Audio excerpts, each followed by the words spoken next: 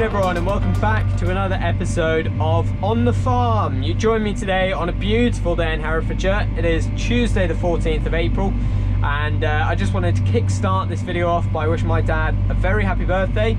I know he watches these videos fairly regularly, and today is his birthday, so happy birthday, Dad.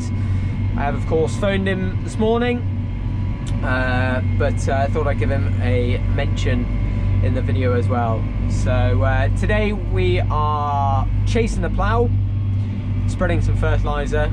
I seem to spend my whole time in this tractor spreading fertiliser. Nonetheless, we are spreading fertiliser on the ground that will become potato fields very shortly. So there's various methods of applying fertiliser to the potato grounds. They require a fair amount of nutrients, so you can either spread it on before with liquid or solid fert, or you can apply it at the time of planting. For us, we are growing about 160 acres of potatoes, which is a fairly small amount in comparison to what a lot of growers are putting in around here, but also across the UK.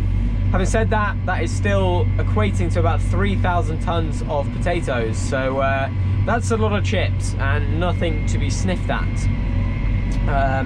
But nonetheless, we apply our fertiliser after ploughing but before the ridger, and yeah, that's just sort of how we do it. Right, so here we are in a field called Little Meadow, and this is one of the 11 fields we will be planting potatoes in this year. There's also 5 out of the 11 fields, I was counting in my head, have trees in, this being one of them, so that is going to be very fun. I love having to deal with trees on the destoner and harvester. Yay.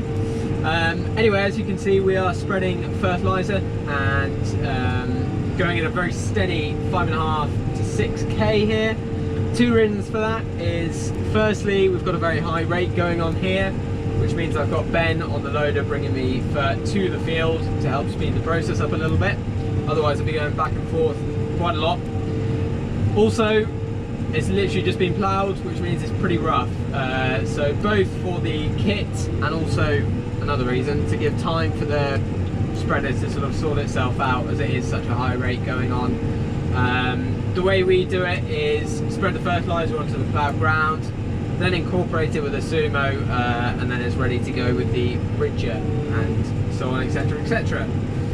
Other teams would have maybe a liquid fert tank on the front of the planter tractor, or a granular fert hopper on the front of the tractor to put the fertiliser on that way, or some people would put it on with liquid fert in a similar manner to this, but it's pretty rough this way. It's not ideal, but you sort of have to work with the kit you've got, and it's also going to depend on how many spuds you grow as well, so as to sort of what kit you're gonna have available to you. It's also one of the few jobs that I actually use GPS on, and when I say that I mean the tractor, rather than, say, for spreading fertiliser, bear with me, when spreading fertiliser on the wheat, barley, rape, etc, it's going to take a signal from the tractor, from the EGNOS signal, but it's one of the few jobs, I mean, maybe this and sumoing, that I actually put an AB line in using the tractor. We also, yeah, you might be wondering about the drill tractor. That is a different tractor to this. That's still a 724, a slightly newer one, and that's got RTK signal, so that's what we use to drill with. So just this tractor, I mean, for putting in the lines like that.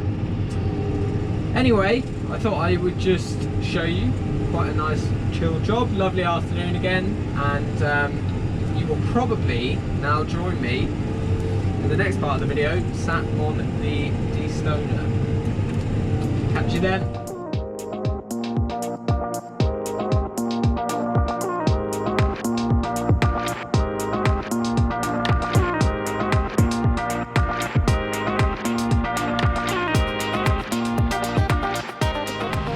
Good morning everyone, welcome to day 1 of potato planting 2020.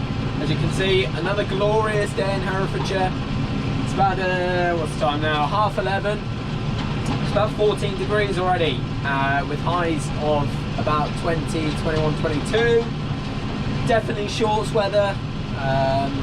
Definitely try and get a bit of a Scottish tan going on. but we'll see what happens. So we're at a field called Crumpless now, which is 26 acres, and we are planting royal potatoes. So it's taken me a little while this morning to get back into the swing of things, but yeah, quite an enjoyable job, I find, quite satisfying once you get used to it. There is a fair amount to look out for. I did a video on it last year, so I'll put a link to that now as well. So if you want to go and have a look at more destoning, then go and check that one out. But I just want to thank everyone who watched the last video and put in the comments for the questions about me. It's taken a little while to answer the ones on the farm as well, but I've probably done that by the time this video's come out. And the ones that are more on me, I will answer at some point, hopefully soon. Get Gemma to come and sit with me and do my best to answer those questions, along with some other ones that she is going to come up with. I'd also like to give a quick shout out to Ben Mace, who sent me an Instagram message. We are planting 160 acres of potatoes. They are planting 2,500 acres of potatoes. Anyway, the reason he's getting a shout out is the fact that he sent me a picture of his tractor cab. He is sat on a destoner on a John Deere, and fair play, it is immaculate. He's got his slippers in there, he's got his carpet in there. So shout out to you, Ben.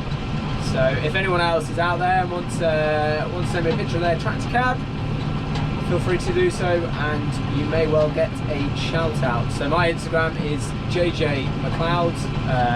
Just follow me on that or whatever and send me a message. And yeah, send me a picture of your tractor cab.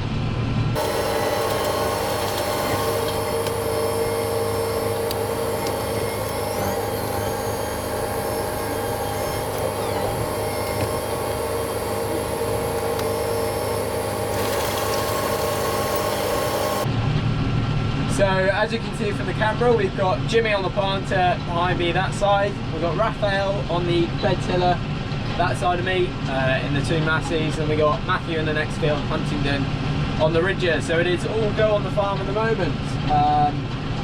We've got a bit of rain forecast on Friday, which is tomorrow, sort of tea time afternoon. So it'd be nice to try and get this field done with the headlands wrapped up as well, and that moisture, well, that rain will give some much needed moisture to the spring barley and the beans, and the other arable crops. The wheat needs a little bit as well, so it's not a bad thing. It's not a bad thing. So that is kind of where we're at. Anyway, might try and put my magnetic mounts on now. Fingers crossed nothing goes wrong. And join me in the next part of the video or next week, depending on what happens. I will keep you updated.